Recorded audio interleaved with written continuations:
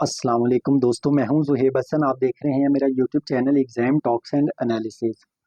सो दोस्तों, हमने Dawn newspaper के आर्टिकल्स को कवर करना स्टार्ट किया हुआ है। डेली बेसिस पे जो एडिटोरियल ओपिनियन पेज के आर्टिकल्स होते हैं उनको हम डिस्कस करते हैं। सो दोस्तों, चलते हैं। आज हमारा डॉन न्यूज़पेपर का जुलाई 2025, ये आज हम यानी कि 2 जुलाई का जो हमारा आज का डॉन न्यूज़पेपर का एडिटोरियल के जो आर्टिकल हैं, तीनों आर्टिकल, उसको हम डिस्कस करने जा रहे हैं। सो दोस्तों, एक एक करके हम डिस्कस करेंगे कि हमारा जो पहला आर्टिकल है वो डेंगी सीजन के नाम से है। अच्छा, देखते हैं कि इसके अंदर राइटर क्या डिस्कस करता है। दोस्तों, हम इस तरह से आर्टिकल को कवर करते हैं कि आपका एक पूरा टॉपिक कवर हो सके, ताकि करंट अफेयर के लिए, पाकिस्तान अफेयर के लिए ये टॉपिक्स आपके तैयार हो सके। वो जो CSS PMS की तैयारी करते हैं उनके लिए तो ऐसे जो है वो सबसे ज़्यादा इंपॉर्टेंट होता है। और अगर आप न्यूज़पेपर को अच्छी तरह से यानी कि तैयार कर लेते हो तो आपका ऐसे के टॉपिक्स कवर हो जाते हैं। इसके अलावा वो एनालिटिकल स्किल्स आपके अंदर डेवलप होती है, आपकी जो आर्गुमेंट होते हैं उनके अंदर मैच्योरिटी आती है। सो ये आपको हेल्प करेंगे आपके यानी कि जो पेपर है जो CSS PMS का, खास तौर पर जो ऐसे का पेपर है उसमें भी। अच्छा दोस्तों, चलते हैं कि डेंगी सीजन में राइटर किस चीज़ के बारे में इंफॉर्मेशन हमें देता है। दोस्तों, राइटर बताता है कि जो मानसून का सीजन है वो पाकिस्तान के अंदर स्टार्ट हो चुका है। आपको पता है कि बारिशें हो रही हैं। सो बारिशें होने की वजह से वो क्या कहता है कि पाकिस्तान के अंदर अब बहुत ज़्यादा रिस्क बढ़ गया है कि डेंगू आ जाएगा। कुछ वार्निंग साइंस हमारे पास पहले ही ज़ाहिर हो चुकी हैं। वो कौन सी वार्निंग साइंस हैं ये भी अभी हम डिस्कस कर लेते हैं। कुछ लेटेस्ट फैक्ट्स हैं, उन फैक्ट्स को डिस्कस करते हैं, वहाँ से हमें आइडिया होगा। दोस्तों, पहला जो डेंगी की वजह से जो पहली डेथ सिंध में रिपोर्ट एक यानी कि हो चुकी है, जो कि एक यंग मेल था, पेशेंट था। वो कहाँ पर? सिंध इन्फेक्शियस डिजीज हॉस्पिटल, यानी कि ये इन्फेक्शियस डिजीज हॉस्पिटल था जो कि सिंध में था। वहाँ पर वो मेल यानी कि पेशेंट था जिसकी डेंगू की वजह से डेथ हो गई। अब ये जो 2025 में कराची कराची में 32 न्यू डेंगू केसेस रिपोर्ट हुए हैं। सो इसका मतलब कि आप देखेंगे डेंगू के जो केसेस हैं वो अब दोबारा से बढ़ना शुरू हो गए हैं। इसके अलावा मीरपुर खास और सक्खर दोनों में एक एक केस यानी कि रिपोर्ट हुआ है। सो सिंध जो है दोस्तों, इसमें अब तक जो टोटल केस रिपोर्ट हो चुके हैं डेट इज 295, यानी कि इतने डेंगू के केसेस रिपोर्ट हुए हैं। और इसमें से कराची में देखें कितने हैं। कराची में सबसे ज्यादा है जो तकरीबन 260 है। इसका मतलब कि कराची सबसे ज्यादा हिट हो रहा है जहाँ पे डेंगू के बहुत ज्यादा केसेस हैं। सो दोस्तों, हम पूरा ये टॉपिक एक किस्म का कवर करेंगे ताकि आपको पता लगे डेंगू होता किस वजह से है, डेंगू डिजीजेस किस वजह से होती है, अ, और इसके अलावा इसके सॉल्यूशंस क्या हैं, इसके फैक्ट्स एंड फिगर्स क्या है। आपका पूरा टॉपिक इंशाल्लाह कवर होगा। सो दोस्तों, देखते हैं क्लाइमेट चेंजेस की वजह, ये जो क्लाइमेट चेंजेस हो रही है उसका इम्पैक्ट क्या आ रहा है। सो क्लाइमेट चेंज की वजह से जो पैटर्न है मॉस्किटो बोर्न डिजीज का, यानी कि जो डेंगू है उसका जो डिजीजेस फैलाने का जो पैटर्न है दोस्तों वो चेंज हो गया है। वो किस तरह से चेंज हुआ है वो अभी हम देखेंगे। अब जो न्यू टाइप के मॉस्किटोज हैं वो अब इमर्ज हो रहे हैं। आपको पता है कि कई किस्म के मॉस्किटोज होते हैं। अगर डिफरेंट टाइप्स के होते हैं, आपने जो आपकी बॉडी के अंदर जो किसी भी चीज के खिलाफ जो अगर एंटीबॉडीज बनती हैं, या आपकी बॉडी का डिफेंस सिस्टम अगर किसी चीज के खिलाफ लड़ना जानता है, वो तो उसी के खिलाफ यानी कि लड़ना जानता होगा जो उस टाइम चीज वो सोसाइटी के अंदर एग्जिस्ट करती होगी। जो एक नई शक्ल बन के आ गई है वो इफेक्ट कर जाती है, क्योंकि जब नई शक्ल के आते हैं तो उसकी अभी मेडिसिन भी उस तरह से नहीं होती है हमारे पास, वो ज्यादा टॉक्सिक होती है। तो इस तरह जो ये मॉस्किटोज भी होते हैं ये अपनी शक्ल चेंज करके आते हैं, यानी कि शक्ल चेंज करके मतलब कि नई शक्ल, नई फॉर्म के, यानी कि ये दोबारा एग्जिस्ट होके आते हैं। सो इससे इसका नुकसान क्या होता है कि पहले तो डेंगू इस तरह थे कि जैसे ही टेम्परेचर थोड़ा सा ज्यादा होता है तो वो जो डेंगू होते थे वो मर जाते थे, यानी कि वो टेम्परेचर सेंसिटिव होते थे। लेकिन अब जो नई शक्ल के यानी कि हमारे पास आ रहे हैं मॉस्किटो, वो हाई टेम्परेचर को भी यानी कि सरवाइव कर जाते हैं हाई टेम्परेचर पे भी। सो जिसका मतलब कि पहले हम ये चीज सोचते थे तो थोड़ी सी गर्मी आएगी, गर्मी की वजह से खुद ब खुद ही यानी कि जो मच्छर होंगे ये मर जाएंगे। अब वो सिस्टम नहीं होगा। सो दोस्तों, ये एक इशू फेस करना पड़ेगा। अच्छा, इसके अलावा दोस्तों कुछ एग्जांपल, पास्ट एग्जांपल देखते हैं। जिस तरह खैबर पख्तूनख्वा के अंदर दोस्तों 2017 के अंदर केपी की गवर्नमेंट जो है उसने पंजाब से हेल्प ली कि किस तरह से डेंगू को कंट्रोल करना है। आपको पता है कि पंजाब इससे पहले 2011 में बहुत सक्सेसफुली यानी कि जो डेंगू एपिडेमिक था उसको कंट्रोल करने में कामयाब रहा। किस तरह से पंजाब में इस चीज़ में दोस्तों हेल्प यानी कि कंट्रोल किया पंजाब ने, उसके बारे में बताता है कि यानी कि ये केस स्टडी भी आपके पास आ सकती है कि जो पंजाब था उसमें पाकिस्तानी, इंडोनेशियन, श्रीलंकन जो हेल्थ के एक्सपर्ट्स थे उनके साथ मिल के काम किया गया। नई लॉज बनाए गए, स्ट्रिक्ट पब्लिक पॉलिसीज बनाई गई। फिर इसके अलावा अवेयरनेस यानी कि बहुत ज़्यादा अवेयरनेस कैंपेन चलाई गई ताकि लोगों को बताया जा सके इसके इफेक्ट्स क्या हो सकते हैं। तो दोस्तों इसी तरह वो कहता है कि केस स्टडी आपने पढ़ ली कि ये एक केस स्टडी थी कि किस तरह से पंजाब ने कंट्रोल किया। अब आपके पास आपको ये चीज़ देखनी है कि सिंध को क्या करना चाहिए। वो कहता है कि सिंध को भी इसी तरह पंजाब के मॉडल को फॉलो करने की ज़रूरत है, लेकिन इसमें कुछ इंप्रूवमेंट कर लेनी चाहिए क्योंकि पंजाब ने 2011 में यानी कि उस पे काबू पाया था। तो अब जो मॉस्किटो हैं वो भी यानी कि न्यू फॉर्म के आ रहे हैं, नई टाइप्स के आ रहे हैं, तो कुछ इम्प्रूवमेंट्स की भी उसमें ज़रूरत है। इसके अलावा दोस्तों मॉस्किटो किलिंग स्प्रे की ज़रूरत है, आप स्प्रे करवाएं। आपको पता है कि पंजाब में भी उस टाइम ऑलमोस्ट हर स्कूल के अंदर गलियों के अंदर जो भी ना यानी कि स्प्रे की जा रही थी 2011 से ऑनवर्ड। तो इसी तरह का अगर सिंध में भी कंट्रोल चाहते हैं तो आप वहाँ पे स्प्रे करें ताकि वो जो यानी कि मॉस्किटोज होंगे वो सरवाइव ना कर सकें। इसके अलावा वो कहता है कि हमें कुछ चीज़ें प्रोवाइड करने की ज़रूरत है। वो क्या चीज़ कि हमें क्वालिफाइड डॉक्टर्स हों। अब वो डॉक्टर्स का एक काम है दोस्तों, जिन लोगों को डेंगू होता है, ये बेसिकली एक मच्छर होता है कि जब वो मच्छर जाके काटता है ना तो वो यानी कि अपना सलाइवा ट्रांसफर कर देता है उस ब्लड के अंदर, जिसकी वजह से क्या होता है कि वो जरासीम उस बंदे में चले जाते हैं। उस बंदे को जो डिजीज होती है उसे हम डेंगू कहते हैं। उस डिजीज के अंदर क्या होता है कि प्लेटलेट्स बहुत जल्दी से यानी कि गिर जाते हैं, उस बंदे के ब्लड में से प्लेटलेट्स बहुत जल्दी कम हो जाते हैं। कौन सा पेशेंट? जो डेंगू का पेशेंट होगा। तो ये सिम्टम्स है हमारे पास डेंगू के। और इसके अलावा आपको पता है कि फीवर भी बहुत ज़्यादा हो जाता है।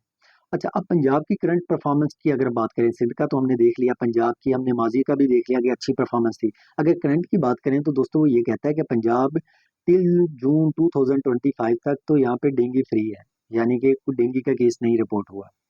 लेकिन वो कहता है कि हमें early action, strict government alertness और पब्लिक अवेयरनेस की ज़रूरत है, जो हमें हेल्प करेगी ताकि अगर कोई इस तरह का इशू होता है तो हम उसको भी कंट्रोल कर सकें।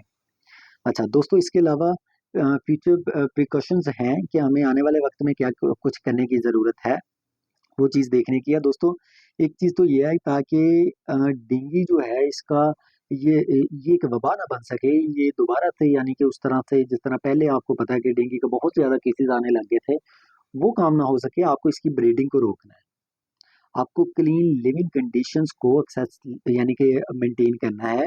गवर्नमेंट को वो कहता है कि फ्री डेंगू टेस्ट प्रोवाइड करने की ज़रूरत है ताकि जिस बंदे को इश्यूज हों वो जाके फ्री यानी कि टेस्ट करवा ले अपना। होता क्या है कि टेस्ट होता नहीं है जब वो, अब पाकिस्तान में इतनी ज़्यादा तो गुर्बत है, जब वो लोग अफोर्ड ही नहीं कर सकते प्राइवेट, तो वो लोग गवर्नमेंट के अदारों में जाते ही नहीं है। दोस्तों उसका नुकसान क्या होता है कि वो डिजीज जिस लेवल पे जाके पता लगती है वो सिम्टम्स भी अपने काफी हद तक, फॉर एग्जांपल वो डिजीज आगे फैल चुकी होती है, सो टाइम से पता नहीं लगता, उसका इलाज नहीं हो पाता। इसलिए गवर्नमेंट को जरूरी है कि वो फ्री डेंगू टेस्ट प्रोवाइड करें। इसके अलावा दोस्तों एडिस यानी कि मॉस्किटोज है उसका नाम, जो ये वो मच्छर है जिस मच्छर की वजह से डेंगू होता है। सो हमें क्या है, ये जो मच्छर है दोस्तों ये यानी कि ग्रो करता है क्लीन वाटर में, और ऐसा पानी जो खड़ा हुआ हो एक जगह पे, स्टेगनेंट वाटर। सो हमें एक तो साफ पानी और किसी एक जगह पर खड़ा नहीं रखना। आपने देखा होगा पहले भी जब यानी कि अवेयरनेस चलाई जा रही थी तो बताया जा रहा था कि पानी किसी जगह पे इकट्ठा ना होने दें, अदरवाइज वहां पे डेंगू के आने के यानी कि असरात हो सकते हैं। सो दोस्तों ये हमारा पहला टॉपिक था।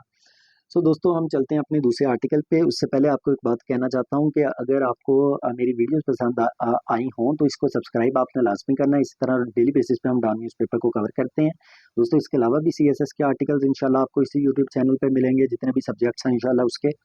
और दोस्तों इसके अलावा हम एक ऑनलाइन प्लेटफॉर्म भी रन कर रहे हैं जिसमें बच्चों को पढ़ाया जाता है, ऑनलाइन एजुकेशन दी जाती है। अगर कोई बच्चा अपनी किसी भी मुकाबले के इम्तिहान की, सीएसएस, पीएमएस, पीपीएससी, एफपीएससी, किसी भी मुकाबले के इम्तिहान की तैयारी करना चाहता है तो वो मेरे यूट्यूब चैनल से नंबर निकाल के वो मुझसे रब्ता कर सकता है। अच्छा दोस्तों चलते हैं अपने एडिटोरियल के दूसरे टॉपिक पे जो कि है रीजनल पार्टनर्स के नाम से। अच्छा दोस्तों, इस आर्टिकल के अंदर ये बताया जा रहा है कि चाइना का शहर कनमिंग सिटी है, यानी कि कनमिंग के नाम से वहां पर एक हाई लेवल मीटिंग होती है। इनके दरमियान चाइना का वाइस फॉरेन मिनिस्टर होता है, उसमें बांग्लादेश का एक्टिंग फॉरेन सेक्रेटरी होता है, और इसके अलावा दोस्तों पाकिस्तान की तरफ से रेलिवेंट एडिशनल सेक्रेटरी होते हैं। ये तीनों की एक मीटिंग होती है, तीनों पार्टिसिपेट करते हैं एक मीटिंग के अंदर, चाइना के अंदर ये मीटिंग होती है। अब दोस्तों होता क्या, पर्पस क्या है इस मीटिंग का? अब इन तीनों का पर्पस ये है ताकि कोऑपरेशन की जाए, कहाँ किसमें, ट्रेड में, कल्चर में, एजुकेशन में, इसके अलावा रीजनल पार्टनरशिप यानी कि दूसरे एरियाज में की जाए। इसके अलावा जो डिफरेंट यानी कि एरियाज को हम कवर करते हैं। सो दोस्तों, इन चीज़ों को बेहतर करने के लिए ट्रेड को, कल्चर को, एजुकेशन को, इन लोगों ने बैठ के एक मीटिंग की। अब चाइना का व्यू पॉइंट क्या है? अब चाइना चाहता क्या है दोस्तों? चाइना हमेशा अपने नेबरिंग कंट्रीज के साथ अच्छे तल्लुकात चाहता है। अगर आप चाइना और अमेरिका की पॉलिसी देखें तो अमेरिका वार में डायरेक्ट इन्वॉल्व हो जाता है, चाइना वार में नहीं इन्वॉल्व होता। चाइना क्या करता है कि ट्रेड करता है। चाइना जिस तरह बेल्ट एंड रोड इनिशिएटिव है जो हम आगे डिस्कस करेंगे, चाइना यानी कि दूसरे ममालिक के साथ जाके तजारत करता है, जिसका फायदा भी है। तो अमेरिका इसके अपोजिट जाता है। अच्छा दोस्तों, देखते हैं कि अब चाइनीज ऑफिशियल जो है उसने इस मीटिंग के बारे में क्या कहा है। उसने कहा पाकिस्तान और जो बांग्लादेश है ये हमारे गुड फ्रेंड्स हैं, ये हमारे गुड पार्टनर्स हैं। ये चाइना का कहना है दोस्तों।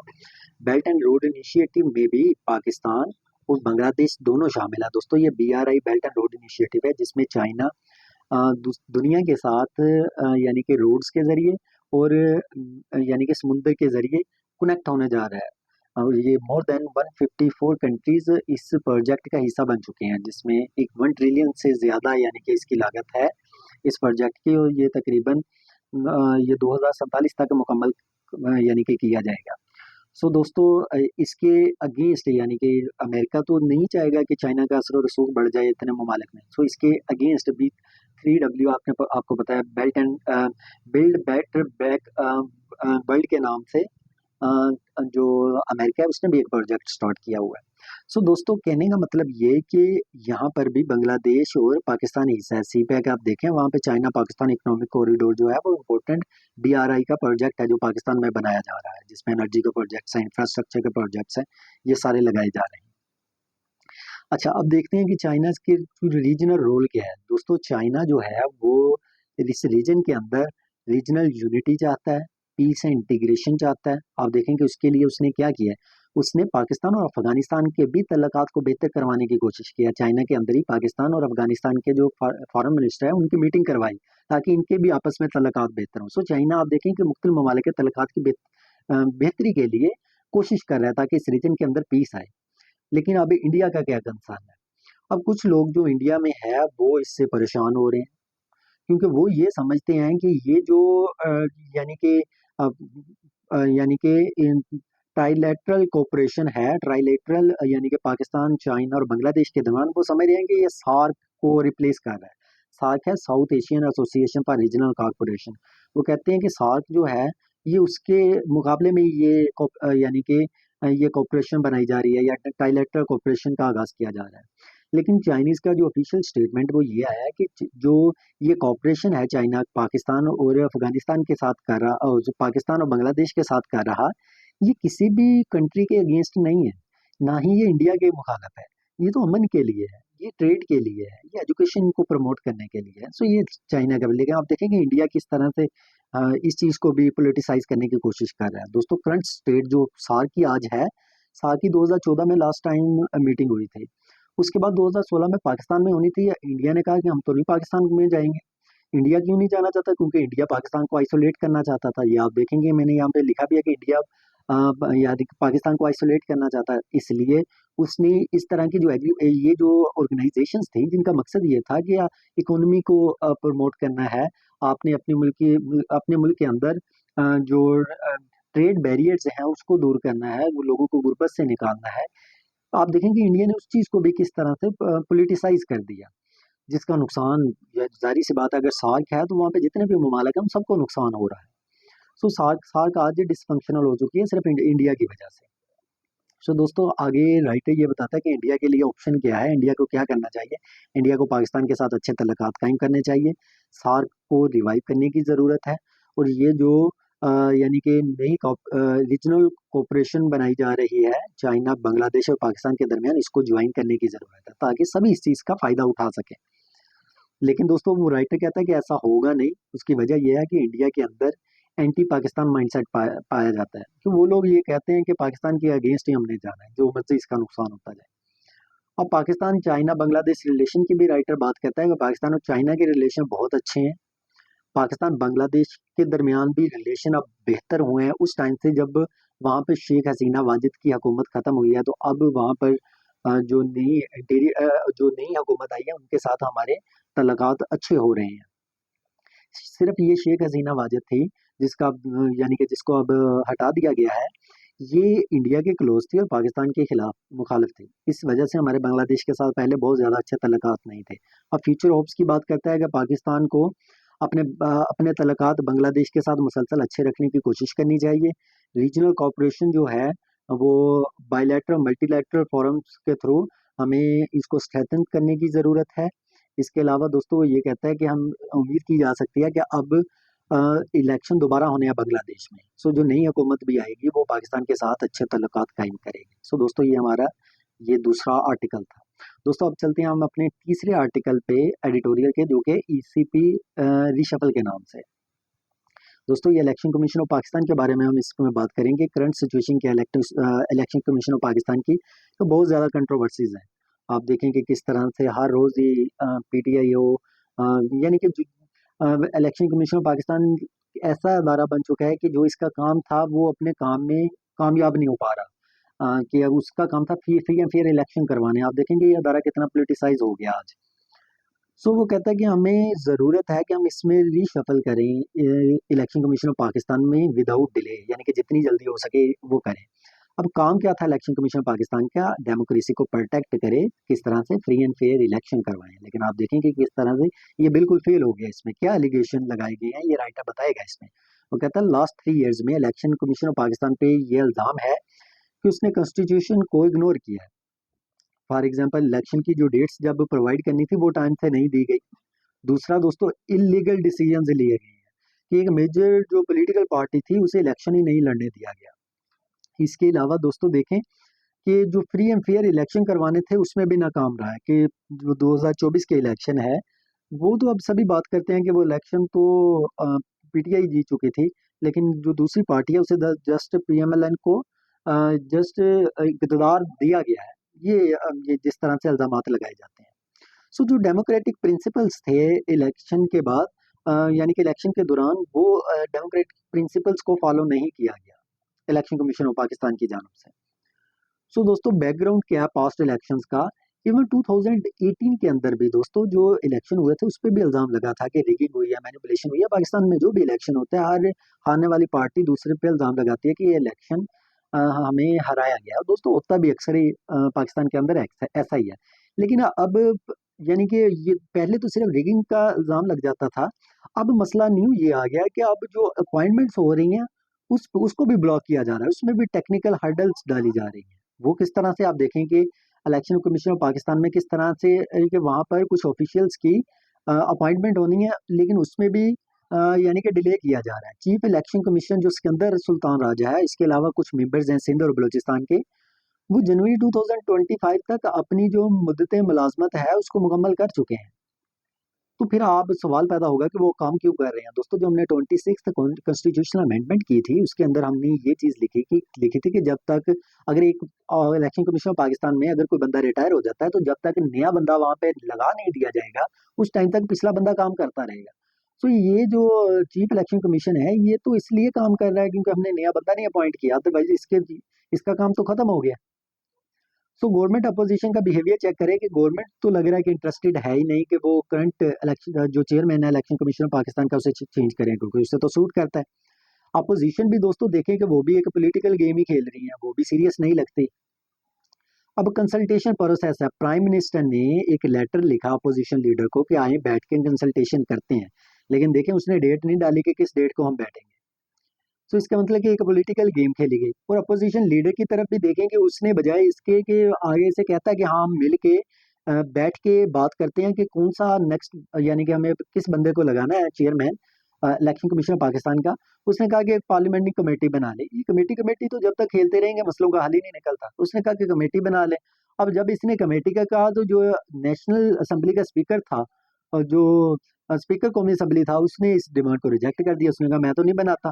सो आप देखें कि किस तरह से एक मसला निकलता है दूसरे में उलझा दिया जाता है। सो दोस्तों अब देखने की ज़रूरत है कि हमारे पास चैलेंजेस क्या है।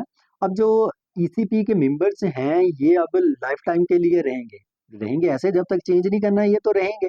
सो इसलिए जितनी जल्दी हो सके हमें इलेक्शन कमीशन ऑफ पाकिस्तान को यानी कि अपॉइंटमेंट करने की ज़रूरत है। सो गवर्नमेंट को अपोजिशन को दोनों को सीरियस लेने की ज़रूरत है ताकि वो अमल कर सके।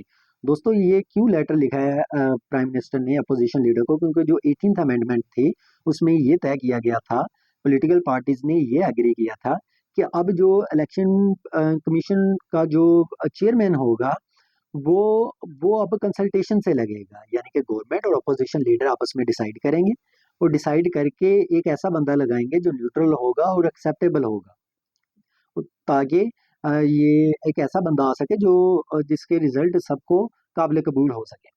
लेकिन दोस्तों अगर कंसल्टेशन नहीं की जाती तो आप देखेंगे पाकिस्तान का जो डेमोक्रेसी का सिस्टम है वो किस तरह से वीक हो जाएगा। स्पेशली कि डेमोक्रेसी तो वीक होती है डिक्टेटरशिप एरा के। अभी तो डिक्टेटरशिप एरा डायरेक्टली तो ऐसा है नहीं, डायरेक्टली तो कंट्रोल किया जाता है, लेकिन डायरेक्टली नहीं, उसके बावजूद किस तरह से डेमोक्रेसी स्ट्रोंग नहीं हो सके। सो दोस्तों इसके अलावा हम देख लेते हैं कि हमारे पास एडवाइस टू द अपोजिशन के नाम से हमारा नेक्स्ट यानी कि चीज़ है, आर्टिकल है। उसके अंदर दोस्तों ये हेडिंग है हमारी एडवाइस टू द अपोजिशन। अब अपोजिशन को क्या करने की ज़रूरत है? अपोजिशन को दोस्तों एक तो ये प्राइम मिनिस्टर के साथ मीटिंग करने की ज़रूरत है। दूसरा ये कि उसे जितनी जल्दी हो सके ये इलेक्शन कमीशन ऑफ पाकिस्तान को यानी कि उसके कंसल्टेशन के बाद उसका चेयरमैन लगाना चाहिए। दोस्तों पीटीआई को ये चीज़ समझनी चाहिए कि जब के राइटर के मुताबिक कि डेमोक्रेसी की ज़रूरत है कि वो डायलॉग करे, क्योंकि अगर डायलॉग होगा, डायलॉग डेमोक्रेसी का एक प्रोसेस है, आप डायलॉग करोगे तो कोई हल निकलेगा, फिर ही मसला निकलेगा। लेकिन अगर आप डायलॉग नहीं करोगे तो आप अपने मकसद को अचीव नहीं कर सकोगे, इसका फ़ायदा भी कोई थर्ड पार्टी उठा लेगी। इसलिए ये राइटर का कहना है। सो दोस्तों ये हमारे 3 आर्टिकल्स थे जो हमने कवर किए। हम हर टॉपिक को इस तरह से कवर करते हैं कि आपके पास उसकी हिस्ट्री का पता हो, आपके पास करंट सिचुएशन का पता हो, आपको कोई इशू है तो उसके काजेज़ का पता हो, उसके सॉल्यूशन का भी पता हो, ताकि ये पूरा टॉपिक तैयार हो, आपका इस पे एस्से लिख सको, आप इस पे करंट अफेयर प्रिपेयर कर सको, पाकिस्तान अफेयर का ये टॉपिक प्रिपेयर हो सके। सो इंशाल्लाह आप देखें, आप सीएसएस में भी पोस्ट पार्टीशन से टॉपिक्स आते हैं। सो ये आपके पाकिस्तान अफेयर में भी इंशाल्लाह टॉपिक ये यानी कि यूटिलाइज होंगे। So thank you so much, अपना ख्याल रखिएगा। मैं वीडियो पसंद आई हो तो इसे सब्सक्राइब लाजमी कीजिएगा। अल्लाह हाफिज़।